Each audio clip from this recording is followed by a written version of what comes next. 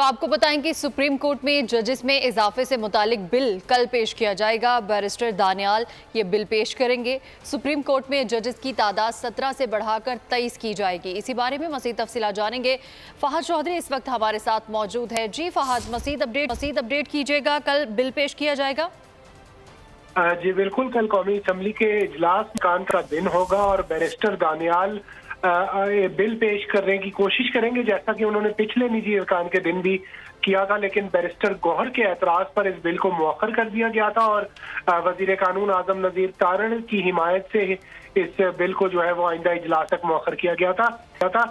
अब एजेंडे में शामिल है, कल के एजेंडे में शामिल है ये बिल और तहरीक पेश करेंगे बैरिस्टर दानियाल के इस बिल को पेश करने की इजाजत दी जाए, जिसके बाद देखना ये होगा कि अपोजिशन की जानिब से दोबारा इसकी मुखालिफत की जाती है या नहीं।